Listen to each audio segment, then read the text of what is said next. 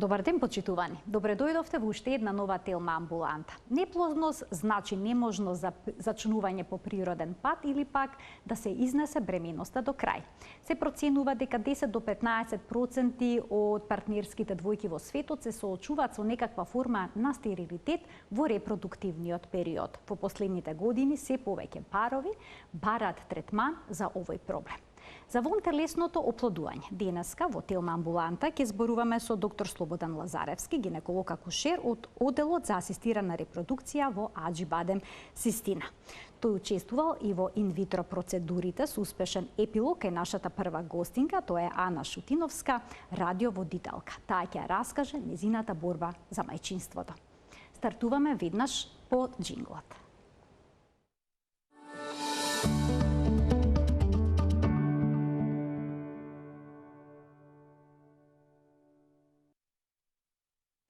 Нашата прва гостинка во студиото на Телма излезе како победник во борбата за мајчинството. Таа е мајка на 2,5-годишно синче, а во моментот е во 9-тиот месец од бременоста и двете бременности се резултат на вонтелесно оплодување. Добар ден. Добар ден, Марија. За Шутиновска, здраво. Здраво. Како си? Супер и одамна не сме се виделе и некако баш природно и убаво се чувствувам тука. Ти благодарам на поканата. Ана, твојата борба за мајчинството започна пред 3-4 години, ако не се лажам. Да, 2019 година, поточно 2018 беше диагностициран проблемот. Колку време се обидуваше да забремениш и кога свати дека постои проблем? Се обидувавме некаде, да речеме, 1 година од прилика, за да имаме потомство. Меѓутоа, не безуспешни беа обидите и потоа решивме нормално да побараме стручна помош, која што во овој случај и на наша голема среќа, таа стручна помош имаме дома. Всушност, доктор Лазаревски, вие свекор, тоа е татко на мојот сопругот. Да. Се размислувавте ли во прв момент со сопругот дали да се обратите кај свекорот со оглед на тоа дека постојат роднински релации, нели велат гинекологот да не е пријател, да не е роднина и слично? Во секој случај не е пријатно кога треба да се обратите кај вашиот свекор за да ја изнесете проблематиката во однос на бременоста, која што не се случува. Меѓутоа, од друга страна, чувството дека сте во сигурни раце и дека го имате најдобриот дома, беше некако неприродно па да одиме кај некој друг доктор, затоа што најдобриот си го имате дома. Тоа е голема предност. Апсолутно голема предност и со самото тоа влева многу голема надеж и многу голема доверба дека процесот на крај што и да се случува, дека ќе резултира со успех, како што беше и првиот, еве и вториот случај. Успеавте во ординацијата да воспоставите однос пациент-доктор? Дента се сеќавам кога требаше да одам на преглед, воопшто не ми беше пријатно, нормално, бидејќи се работи за мојот свекор, нормално дека не е пријатно да бидете на преглед во неговата ординација. Меѓутоа, целта дека практично целта ги оправдува средствата, така што нели беше сосема известно дека кога ќе влеземе во амбуланта, дека тука завршуваат сите релации фамилиарни кои што ги имаме дома и нормално дека односот е пациент-доктор, како што нели нормално професионално и беше. Така што доктор Лазаревски во тој момент на еден обичен ехо преглед го диагностицираше проблемот кој што години наназад никој не го забележал. Никој не го забележал. Каков проблем беше? Моите јајцеводи беа целосно атрофирани, така што беа тотално вон функција. Што мене ми дојде како многу чудна вест, бидејќи ако за нешто сум внимавала во текот на мојот живот, било тоа да имам редовни гинеколошки прегледи и ПАП тестови. Значи, не е дека не сум одела на гинеколог, меѓутоа никој до тогаш не забележал дека има некаков проблем, особено со јајцеводите. Докторот тоа го забележа на првиот преглед, потоа следуваа дополнителни испитувања како ХСГ и така натаму, каде што се утврди всушност она што тој го кажа на самиот почеток. И тоа толку сериозен проблем што морал оперативно да се реши. Да, оперативно, значи мораше да се извадат јајцеводите и во тој случај беше известно дека и првата и секоја наредна бременност што ќе сакам да ја имам понатаму, значи ќе мора да биде вонтелесно. Значи немаше шанси за Апсолутно природно не. зачнување после оваа операција. Колку време после операцијата дојде одлуката дека треба да се започнат инвитро процедурите?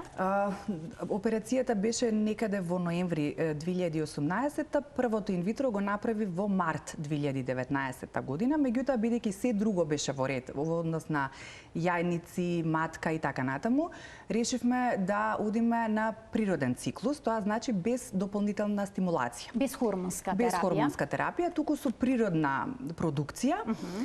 И тоа, значи првото инвитро, така го направивме, беше се супер, додека го добивме резултатот дека е негативно. Бидејќи се оди на природна стимулација, нема потреба да се чека 6 месеци, како што е со обично, мислам со регуларно инвитро. И со самото тоа направивме во текот на 2019 година 3 инвитра на природен циклус, кои што беа сосема неуспешни. Не очекувавте, претпоставам, таков Апсолутно не, затоа што се друго си беше во најдобар ред. Како беше чувството? Многу тешко. Искрено ви кажам, тоа е еден ролер костер на емоции, затоа што прво не очекувате дека ќе има проблем, затоа што проблемот е дијагностициран, е тргнат, решен. И понатаму веќе очекувате дека се ќе оди полесно, ако ништо друго. Меѓутоа станува збор за еден процес кој што емотивно жената, независно партнерите секако заеднички го доживуваат, меѓутоа жената е таа која што го носи целото бреме на целата таа ситуација, без разлика што нели партнерот е тука за поддршка, помош и така натаму, меѓутоа жената е таа која што го преживува сето тоа. Така што беше 2019 прилично тешка година, емотивно ќе кажам за мене, затоа што беше еден неуспех, па уште еден неуспех, па уште еден неуспех. Се јавува ли тога страф по трансферот на ембрионот и оној период на чекање на резултатот? Како не, тоа се пеколни 2 недели, да. 2 недели се чека, 2 недели се чека од трансферот до резултатот кој што треба да го добиете. И секоја жена која што поминува низ тој процес ќе ви каже дека тоа се најтешките 2 недели, затоа што се обидувате да бидете релаксирани, се обидувате да не размислувате на тоа, ама просто некаде во задниот дел на главата ви стои тоа. Работи. И цело време си размислувате, па добро, а што ако сум, а што ако не сум? А добро, ако не сум, во ред, ќе пробаме пак. Ама ако сум, ќе биде супер. И цело време е таков еден, баш ќе се навратам на ролер костер на емоции, кој што едноставно не ве остава на мира додека не го добиете резултатот, независно дали е негативен или позитивен.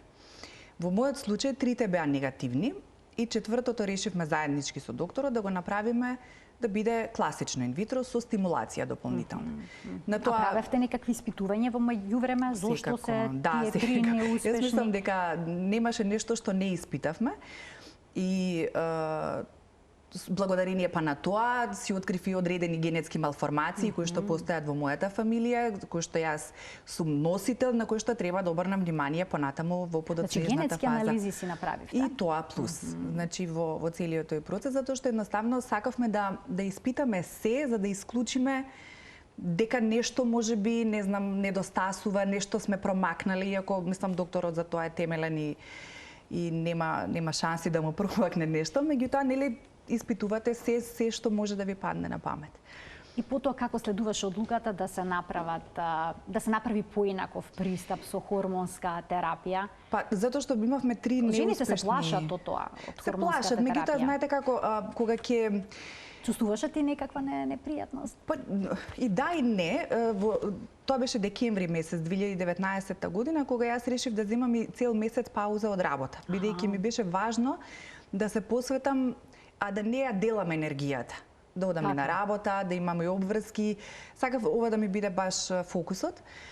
И така што си земав време за себе, затоа сум бескрено благодарна на целиот тим на Антена 5 радио за целото разбирање во особено таа година. И така што тогаш почнав и ја примав хормонската терапија, да видиме како ќе реагирам. Очекував некакви осцилации хормонски, нели, да има некаков проблем и слично, меѓутоа немаше. За моја среќа стварно навистина убаво помина целиот тој процес. Потоа извадивме добри 7 Јајцеклетки? Не, повеќе беа јајцеклетки, меѓутоа 7 се одлично се оплодија како ембриони, од кои што 2 вративме ембриони и 5 замрзнавме за понатаму. Така. Од тие 2, едниот е Бобо. С кој што сега има 2,5 години. Сега има 2,5 години, да, значи позитивната вест ја добив некаде почеток на јануари, мислам дека беше, да. Претпоставам најсреќен момент во животот. Па многу беше интересно затоа што и вака кога зборувам со жени кои што поминуваат низ процесот, многу е важно да се каже дека истите симптоми ги имате и кога останувате, нели, очекувате бременост, ама и кога треба да ја го добиете, да, периодот. Така што беше исто, јас дури прокрварев во моментот кога требаше да ја добиам менструацијата по календар. И тоа беше уште едно големо разочарување, викам сега ете и на стимулација и пак не бива. И тогаш мојот сопруг ми вика, ајде, вика, ќе одиме сега, ќе направиме од крв, нели? И да ја решиме работава, има, нема, да не се мислиш. И јас целосно бев разочарана, ама отидов во лабораторија и од таму ми се уваат, ајде сега да частиш. Викам како?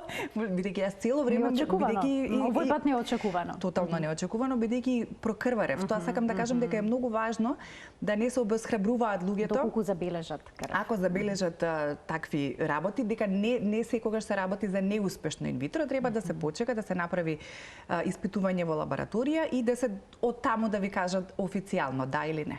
И како тичеше потоа бременоста? Нормално? Се беше во ред? Да, се беше во ред. Мислам, јас нормално бев на патолошка бременост, бидејќи беше комплицирано на почетокот. Беа вратени 2 ембриони. Едниот беше тој кој што природно се чистеше практично и во рокот некои 3 месеци траеше тоа чистење, а другиот ембрион се развиваше сосема нормално. Потоа од 4-тиот месец веќе можев малце да дишам послободно. И целата бременост ја истерав до крај како што треба и Бобо се роди на 18 август 2020. По природен пат, да. По природен пат, бидејќи бременоста ми ја водеше и тогаш и сега доктор Гордана Петровска. И она беше решена, јас бев многу уплашена, јас ми се века царски ќе помина многу полесно, не можам тоа да раѓам природно, ми е страф и така натаму. Но докторката беше решена, рече, додека нема потреба, гледам дека е се во ред и крлицата ти е добра и се, додека нема потреба, нема да одиш на царски. И навистина завршив и многу лесно, за неколку сати добив болки, многу лесно, многу брзо се заврши. Се и само се надевам дека со второ исто така добро ќе поминам. И јас се надевам дека ќе биде лесно. Кое беше чувството кога прв пат го земавте вашето синче во раце? Па не, мислам како и секоја мајка нормално кога во моментот ќе стане мајка, тоа е чувство кое што, не знам, некако не се опишува. Буквално како е светот да застана во еден момент и сега бура на емоции, затоа што конечно сте успеале во нешто за кое што овде па и дополнително се трудите многу повеќе. Така што не мислам, посакувам само секоја жена која што поминува низ еден таков процес да си го доживее што е можно поскоро. Гледаме сега фотографии, доктор Лазаревски го држи своето внуче во раце. По 2 години одлучивте дека сакате да имате уште едно дете, повторно се обративте кај вашиот свекор. Се разбира, да. Ми беше идејата, нас не беше идејата, всушност да не биде прво голема разлика, а второ не сакав и мене годините веќе ми се. На која возраст? Значи сега имам 39, така, што значи следната година сега за нели веќе ќе влезам во 40-та година и тоа беше сосема и повеќе од доволно чекање. Така што да, малце ќе биде рок-н-рол со тодлер и со бебе, ама сега тоа е што е. Второто бебе е зачнато со еден од забремените, од замрзнатите ембриони. Да. Значи Вој пак трансфер на еден само ембрион се направи или на два? Само еден трансфер, да, бидејќи тогаш мислам телото си е подготвено, нема потреба за нешто што веќе поминала една бременост, не е било многу долго од едната до другата бременост, така што некако е сосема подготвено телото и решивме да вратиме само еден ембрион за да не бидат 2 нормално, бидејќи не сум подготвена со близнаци и тодлер. Значи тоа ќе биде премногу. Но имате се уште замрзнати ембриони. Да, имаме. Може би понатаму. Да, ова беше многу полесно. Имате можности за уште една бременост. Тешко. Да бидам искрена. Велат никогаш не вели никогаш. Никогаш не вели никогаш, да, мислам не е баш така пријатно да се каже не, меѓутоа мислам си ги имам и годините, си сакам и да се посветам на децата убаво како што треба. Уште една бременост тешко. Така што не знам, меѓутоа има 4 се уште кои што се замрзнати, па ќе видиме, здрави. Блиско е терминот за породување. Кој датум е? 30 јануари е крајниот термин. Да. И како изгледа сега? Притисокот е тука, присутен, стравот од породувањето? Па не, сега сум далеко порелаксирана. Значи во секој поглед во оваа бременост, иако на почетокот првите 3 месеци, дури и трансферот кога го правевме, бидејќи исто беше на природен циклус без никаква дополнителна стимулација, бев сосема опуштена, некако ми беше јасно дека ќе биде овој пат и дека нема да има никаков проблем и навистина така испадна. Велат и психолошката состојба на жената во тие моменти е многу важна. Најважна. Затоа е многу важна поддршката, значи на жени кои што поминуваат низ процесот на инвитро фертилизација да си ја најдат соодветната поддршка, независно дали таа ќе биде од дома, дали ќе биде со стручно лице и така натаму, затоа што емотивно исцрпува целиот тој процес. И навистина треба да имате еден силен мајндсет и да бидете сосема подготвени дека следува борба, дека е многу супер да биде таа борба решена со првиот обид, меѓутоа многу ретки се тие приказни кои што завршуваат така со првиот обид. Јас не бев подготвена дека ќе биде четврто пореди. Мислев, окей, ајде првото добро, второто сигурно ќе го биде и ме фати малку неспремна. Криза. Морам да признам. Втората бременост значи тече, најнормално? Најнормално, значи првите месеци ми беа малце покомплицирани споредени со првата бременост. Така. Меѓутоа сега си тече се најнормално, еве не сум ни многу поправена. Морам да дадам комплименти. Преубава трудница си. Фала многу. Со Бобо овој период бев страшно многу поправена. Ама со второто е, не знам, бидејќи фокусот сега не е само на оваа бременост, значи нормално дома има дете кое што е хиперактивно, на кое што му треба целото внимание, го зазема целиот простор домашен, така што немам јас време толку многу да размислувам за оваа бременост. Нормално ги следам контролите, правам се што треба да правам, се боцкам со клексани од почеток до крај и тоа е тоа. Значи се друго си оди по некој природен пат и е супер сега за сега. Што би им препорачале на оние жени кои што се борат со неплодноста, кои што им предстојат инвитро процедури или пак имаат неколку неуспешни обиди за вонтелесно оплодување? Сакам само да препорачам дека процесот е тежок, дека се работи за нешто кое што треба да бидете подготвени и емотивно и психички да го издржите и физички се разбира, меѓутоа затоа што се бризгуваат хормони и тоа знае да направи страшен дисбаланс. Меѓутоа има светлина на крајот на тунелот. Значи мора да се биде позитивен. Кога влегувате во овој процес, или влегувајте 100% целосно, или со пола, ај ќе видиме, ај бива сега, ај можеби не, нема успех. Мора да сте, не зборувам да се обседнете со тоа. Таман работата е друга крајност. Меѓутоа да имате една позитивна мисла дека на крајот се ќе се заврши добро. И се завршува добро. Ви треба добар човек, стручно лице до вас, нормално доктор кој што ќе ве води, и ви треба систем за поддршка. Да, велат многу е важно да одберете доктор Најважно. на кој што му верувате. Ви имавте голема среќа ви вашиот сопруг во оваа приказна. Да. Да го имате најдобриот покрај себе. Најдобриот покрај себе и некако лесно се чувствувате кога можете да му се обратите за се нешто, за секоја промена, за се... Имавте многу прашања, му звоневте? Па да. Мислам да на почетокот, а ова сега што е, а ова вака, сега мрда. Добро ли е што мрда? Да не е многу рано, да не е многу доцна. Мислам, такви некои прашања за првата бременост, за втората не ни дискутираме на таа тема, меѓутоа најважно е да си одберете вистински доктор. Тоа е најважно. И да му верувате 100%. Нема успех поинаку. Бидете подготвени за една тешка борба, која што на крајот секогаш резултира со успех. И да не се обесхрабруваат, тоа е најважно. Ана, ти посакувам лесно породување. Благодарам многу. И многу убави денови, Благодарам. заедно со вашите дечиња. Следното ќе биде керкичка. Да, следното е керкичка, ова е девојче, малце не фати исто така неподготвени, бидејќи јас цел живот се замислував себе си како машка мајка, како мајка на машки деца. И првото кога го дознавме полот дека е машко, јас и длабоко во себе знаев дека е син. И знаевме дека ќе се вика Бобан, нормално крстене по дедото, бидејќи сакавме со тоа да ја заокружиме целата убава приказна. Меѓутоа сега со девојче малце посакував, не дека не, бидејќи убаво е керкичка во секој случај, меѓутоа така се збунив кога ги добив резултатите дека е девојче. И така немав ни име до крај, ни не знам што. Сега имате име? Па Смисливте? да, Како ќе се вика? Сакаме да се вика Софија. Преубав. Да. Фала многу, Мари. Фала ти на тебе уште еднаш што ја сподели твојата борба со мајчинството, а во продолжение на емисијата ќе зборуваме за вонтелесното оплодување, токму со доктор Лазаревски.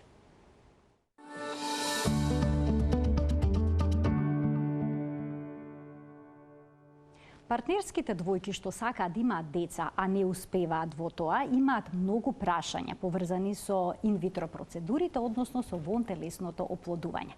Сите овие прашања ќе ги упатиме на вториот гостин во студиото на Телма, почитуваниот доктор Слободан Лазаревски, гинеколог акушер од оделот за асистирана репродукција во Аџибадем Систина.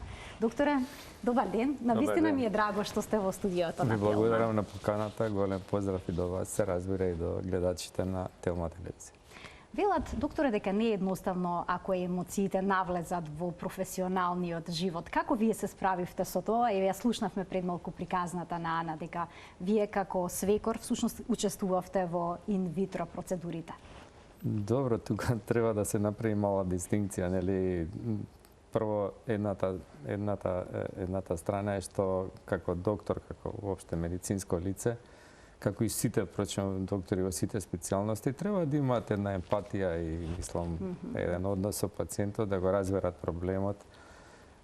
И јас често викам дека секој доктор прво треба да отиде од другата страна бариерата, да легне како болен во тој истиот кревет кај што ги лечи пациентите, да го лекува тој истиот тим, да јаде истата храна, да го помине тој пат, па да види навистина што поминуваат пациентите, да знае тој како да се однесе према нив. Се разбира, мислам дека тоа е основа на секое медицинско лице. А ова е веќе и нешто друго, мислам. Ана ми е сна и се разбира, тоа е исто како да имам ќерка. Јас секогаш сум сакал две ќерки да имам и Ана исто така ми е блиска како и сопствената ќерка. И се разбира дека тука треба да се направи таа разлика, овдека е многу потешко. Патот е сепак секој ден сме заедно, гледаме сите, проаѓам ни сите, многу по емотивно ги поминував тие тој пат до успехот. Бидејќи имаше 3 неуспешни инвитра, како се чувствувавте? Вие решававте нерешливи случаи и сега имаше ли момент кога си велевте зарем е можно ова да се случи? Не можам да го опишам тоа и мислам може да ме свати само некој што бил во моја ситуација, кога знаете дека сте помогнеле на илјадници парови, безнадежни приказни. Неверојатно, све беше во ред, све иде добро, одлично на постапката. Како што треба по протокол, матката одлична, ембрионите добри, нема успех. Ајде првиот пат, вториот пат исто нешто беше, некоја биохемиска бременност, ама упорни бевме. Мислам тоа чувство дека кај своје не успева, не нешто. Али па од друга страна многу ми помогна мене да баш ради тие причини да им на некој начин да ги советувам и пациентите дека стварно вербата во докторот и вербата дека ќе успее, како што кажа Ана, е клучна и има многу примери да кажам така кај пациенти навистина. Можеби некојаш повеќе ќе се измачат, некогаш брзо оди. Јас имам многу пациенти што воопшто не можам ни да ги препознавам. Они ќе дојдат со ваучер од фондот, ќе се видиме првиот пат, уште 2-3 пати во текот на постапката, ќе останат бремени. Ако не се и од Скопје, може и уопшто веќе да не ги видам, нити ќе ги познам. Од друга страна има пациенти кои Веќе со приватно сте ги години, запознале, така?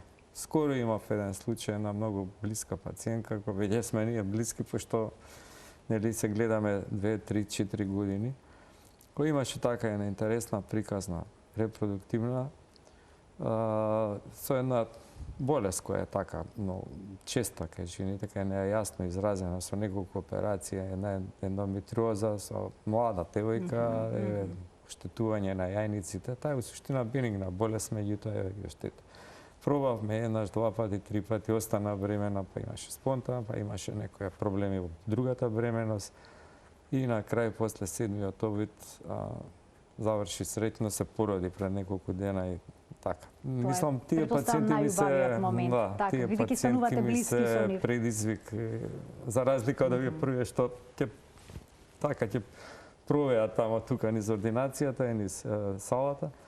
Овие се навистина предизвик. И во вашиот приватен случај, значи вие се помачивте, значи имаше Да. таква приказни, вашето Да. внуче прво всушност го доби името по вас, Па Бобан. да, јас не знаев, они ме викнаа после, јас кога се породи, ме викнаа, отидов да видам дали е се во ред. Се разбира, чисто онака да го видам внукот и се повлеков, има пошто е работа, нели? И после пак ме викна нешто сака да ти кажам. Знаеш каде. И тогаш ми изненади, не знаевме, навистина, не знаевме. Така, приубав гист. Да. Така. И втората многу полесно беше веќе со замрзнати. Вие го биравте ембрионот? Па не, и тука има една приказна. Добра, ајде, веќе го се отворивме и таа ќе ја кажеме. Целата оваа работа и гужва што ја имам на работа, и сега треба да го вратиме ембрионот на природен циклус, меѓутоа точно онолку дена од овулацијата колку што е замрзнат. Ако е замрзнат третиот ден од овулација го враќаме, нели? Детектираме овулација, го ако е замрзнат петиот ден, Тогаш петиот, така. Сега кај Јана беа замрзнати петиот ден ембрионите и јас не знам зошто мислам ете и за свое секогаш човек не може така да се концентрира све на работа. Јас мислев дека треба да го вратиме од четврток, а тоа било петок. И јас организирам да го одмрзнат Сабајле, пошто он треба да се одмрзне и неколку часа да биде во инкубатор за да се освежи, да почне да како да кажам, да дише, нели, да живее и тогаш го враќам. И проаѓа 12 сати, а нема да се чудам што и се јавам на кај си викам, вика јас сум на козметичар, не знам. Како е треба да утре треба да се викам, што правиме се? Тоа може да се замрзне, пак ама пак се одмрзнат, замрзнат, нема. И што направивте, што одлучивте? Ништо, тој го замрзнавме и другиот ден друг одмрзнав. А друг одмрзнавте. Гледа, тоа е судбината. Така, точно, судбина. Значи една личност што требало да се развие и да биде е сосема друга него онаа што првично сметавме. Ете, мислам, нашата работа е таква. Малку она што викаат act like God, as God, човек, функција на Господ да делува. Кога создавате на некој начин живот и малку и делувате така. И еве таа случајност, јас многу се изнервирав, викам пак еве само за мене правам вакви грешки така, ама во друга страна испаднува што е, па и поготово што сакам да е внука. Тоа може би не беше. А видите, така требало да биде да има внука. Интересна приказна во секој случај, меѓутоа моите соработници знаат колку бев нервозен, колку бев под притисок. Под она, кога го дознав тоа дека го утнав денот, а не немаше шанси тој да го вратиме. Значи нема шанси еден ден мора порано. точно за да успее, пошто матката, односно ендометриумот во матката, она лигавица што ја прифаќа и што го храни ембрионот првите 2-3 недели пред да се развие крвотокот, таа има свој прозорец, кој викаме. Тој е имплантациони прозорец. И во зависност кој ден, секој овие вториот до петиот ден е тоа, значи во зависност кога е замрзнат, односно кој ден е замрзнат, тогаш и го враќаме. Пошто таа трансформација на ендометриумот настапува кога настапува овулацијата. Ние кога ви вадиме јајните клетки, тоа всушност е овулација. Овулација. Така да, ако ние го замрзнеме петиот ден, не можеме да го вратиме вториот или третиот. Мора точно петиот ден. Па дури има некои нови испитувања што сега ги прават, дури и сатите се битни. Значи плюс минус 6 сата после. И така. Значи на многу работи треба да се внимава. Многу, да, многу. И тоа е така. Ете, за себе човек најмалце која треба да го. И вот така, али еве убаво сретна заврши, мислам, овака приказната така. Тоа е. Докторе, а што е со шансите за бременост кога станува збор за замрзнат ембрион и или не замрзнат, значи веднаш оплоден? Кои се шансите за бременување во првиот и вториот случај? Има ли тука разлики? Тоа е одлично прашање, поготово сега е доста модерно и прашуваат пациентите. Значи нема никаква разлика. Дури можеби е подобро да се врати замрзнат ембрион ако жената има нормални циклуси и овулација. Зошто? Затоа што се враќа во природен циклус. Значи све што се случува во организмот, промените во матката, воопшто хормоните се природни. Затоа и има клиники кои работат на тој принцип фризол, значи сите ги замрзнуваат и после по еден ембрион враќаат на замрзнат циклус. Сега јас не го оправдувам тоа, пациентка поминала низ целата оваа процедура, која не е наивна, да се разбереме, тоа е хормонски шок на организмот, прима јака стимулација, со сите оние пропратни нели тегови од таа стимулација. Понатаму тоа е инвазивна метода, ние вадиме со игла јајни клетки, може да дојде до крварење, до некои други компликации, хиперстимулации, така и сега цел тој пат го поминала и сака да го реализира баш тој циклус тоа. Правени се статистики, успехот е потполно ист и од замрзнати и од свежи вратени ембриони. Значи нема никаква разлика, поготово со новиот начин на криопрезервација, на замрзнување, витрификација, преживуваат сите квалитетни јајни клетки и сите квалитетни ембриони. Значи, колку време може да бидат замрзнати ембрионите? Па, може колку сакате на таа температура и на тој начин, пошто таа витрификација правите, ја одземате целата вода, само цврстата материја од ембрионот се замрзнува и онда се хидрира при одмрзнувањето, така да нема оштетување. Со slow freezing порано што беше, постоја опасност од формирање на кристали внатре, кои ја убива јајната клетка и уопште клетките во ембрионот. А сега со овој начин нема никакво оштетување. Законот наш дозволува 5 години и додатно уште 5 години. Инаку можете вие да ги чувате.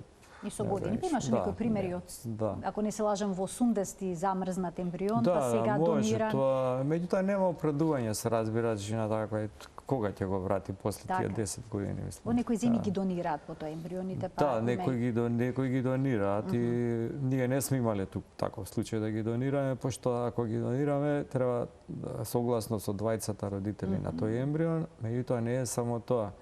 Кога доаѓа нормален пар кај нас, не мора да се во брак, меѓутоа како пар, ние не бараме дополнителни генетски испитувања и така. Бараме оние основните испитувања што треба да ги има, да нема инфекции некои, да нема некои други промени што ќе влијаат на процесот, меѓутоа не бараме додатни. А ако сега веќе сакаат да ги донираат, треба да ги викнеме и двајцата и да направиме комплетни генетски, ако имаат здрави деца, таков е законот, мора комплетни генетски испитувања на двајцата да им направиме за хромозомопати, за некои таласеми, така најчестите генетски болести во Македонија, како и плюс додатни анализи, за да може да се сложат. И тоа е доста комплициран процес, така да досега не сме имали. Не сте имале нешто такво. А, докторе, во однос на тоа дали инвитро процедурата ќе направите кај жена на која што претходно е дадена хормонска терапија или нема да ја дадете воопшто, како одлучувате што е најдобро? Бидејќи споменавте не се едноставни хормонските терапии, па и носат одредени ризици. Па видите, тоа зависи од многу фактори. Пред се кај млада девојка, пред се треба да видиме дали има индикација за инвитро, како ги потрошиме сите претходни модуси, да речеме, на терапија. Некогаш е доволно да се направи со отстрани некој проблем како ендометриозата со лапароскопија, некогаш е доволно некоја аномалија на матка и други проблеми на матка со отстрана со хистероскопија.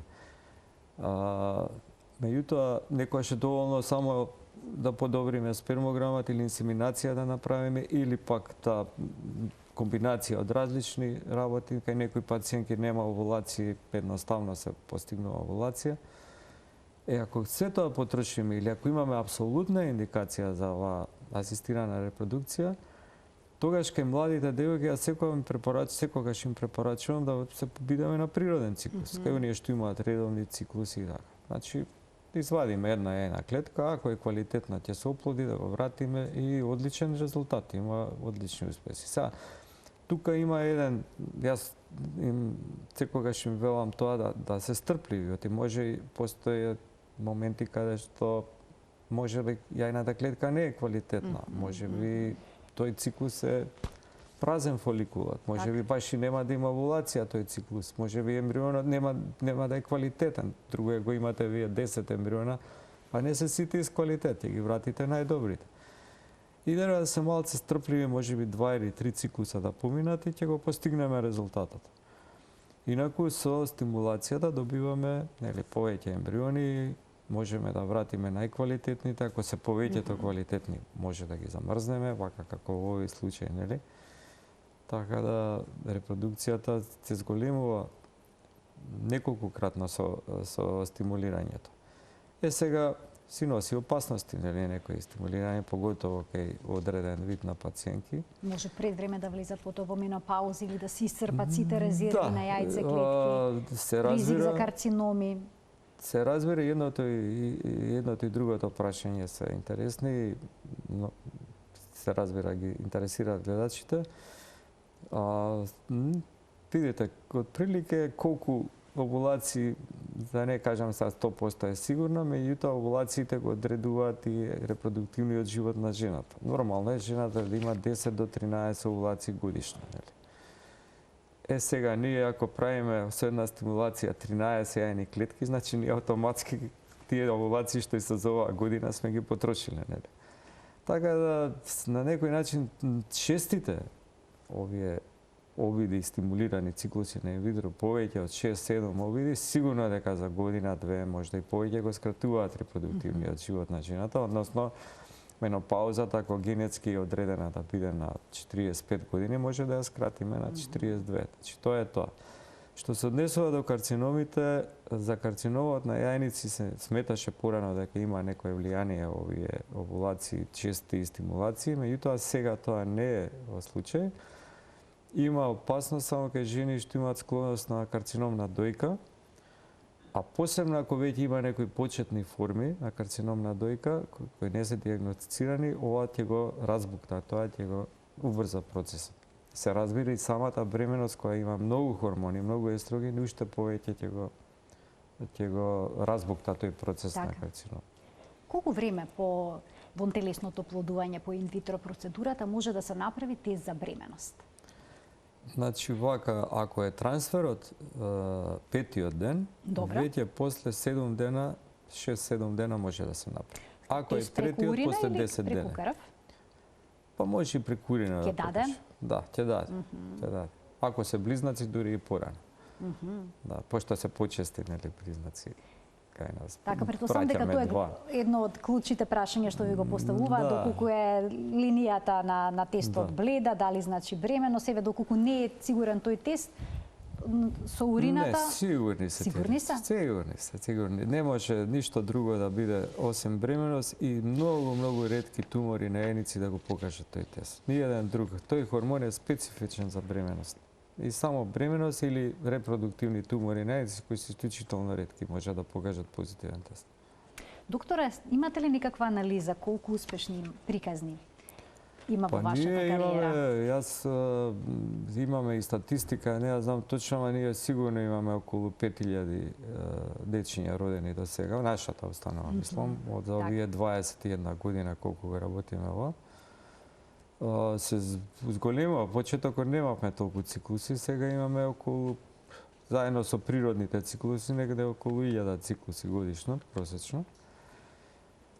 Ние имаме еден проблем, мислам тоа не ние, сите светски центри го имаат тој проблем, што жените све покасно.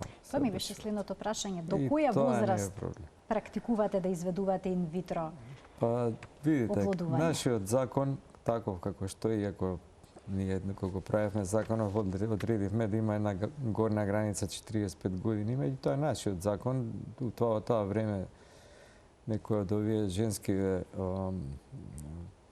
што не знам тие групи го паднаа на уставен суд, тоа така да нема ограничување.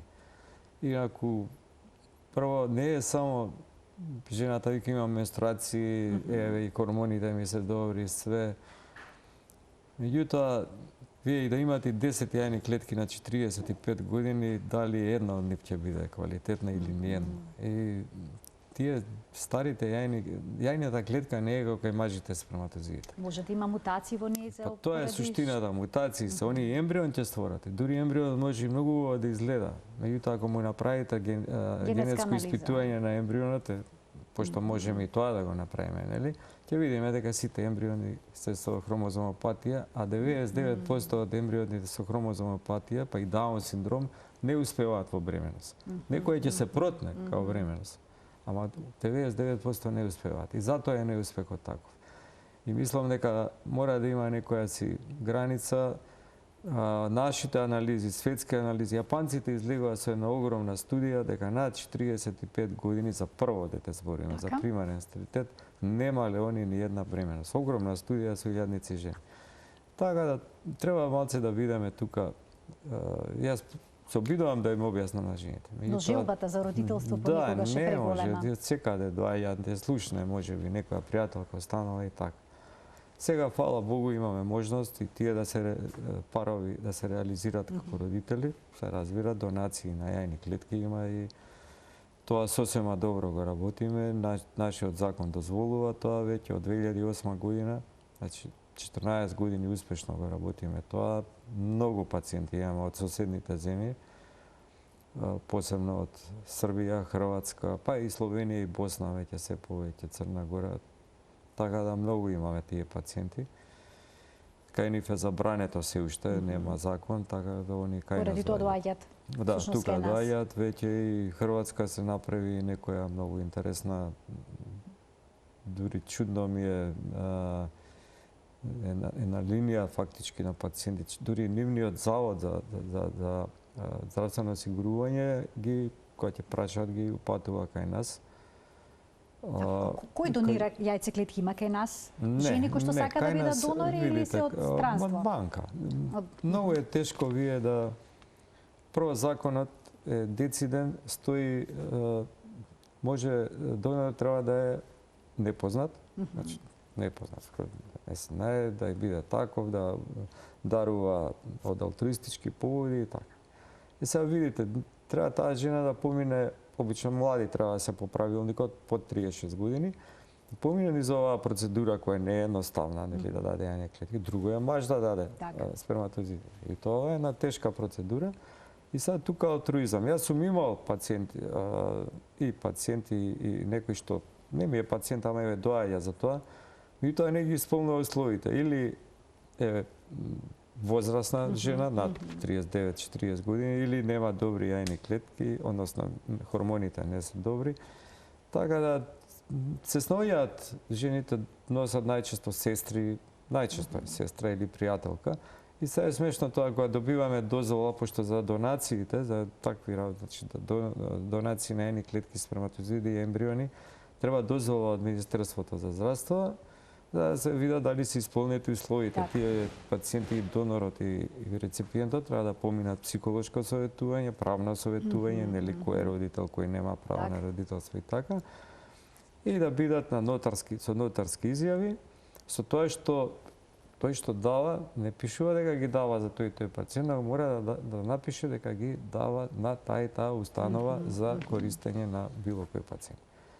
Сега се разбира, сестри се из генетски материјал, они некако се провлекува тоа. Мислам, законот има дупка, па се провлекува баш под тие некако. Али тие се поретки затоа што сега со новиот начин што ви го објаснив на замрзување на јајни клетки, постојат, порано немаше, сега постојат банки во свет. И ние имаме договор со една банка од Украина и веќе со таму ги земате.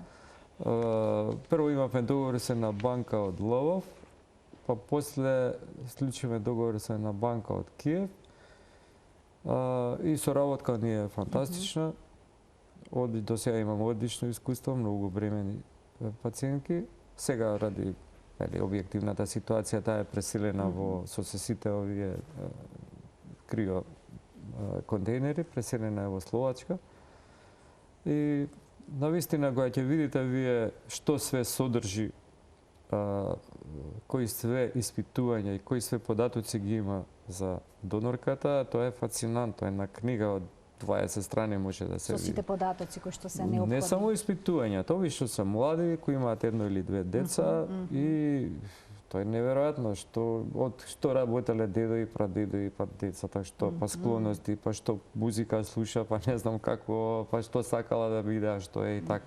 Мислам стварно се и испитувањата се доведе, сега не сме имале ни еден проблем со тоа. Така да и тоа е една опција, една можност. Опција која навистина го зголемува репродуктивниот потенцијал кај жената. Јас и после тие ми се пак пациентки, ја не гледам никаква разлика и неверојатно е уште едно исто сум го применил тоа и кај донорите на сперматозоиди, односно реципиентите. Неверојатно е децава колку личат на мајкава или во другиот случај на татко. Дали тоа се префрла нешто, не знам да има нешто или начинот на живот феноменално. Или ги бираат па такви, нели има опис какви се што се. Како што споминавте цела книга, така. Докторе, многу ви благодарам за вашето денешно гостување на оваа тема, што ја раскажавте меѓу другото вашата приватно професионална приказна, да се отвориме до крај. Се надевам дека повторно ќе дојдете во студиото на Телма, бидејќи оваа тема за вонтелесно оплодување на вистина широка. Остана милион прашања неодговорени. Ви благодарам уште еднаш. Почитувани, ова беше се во денешната Телма амбуланта. Ви благодарам за вниманието со кое што не следевте. Пријатно.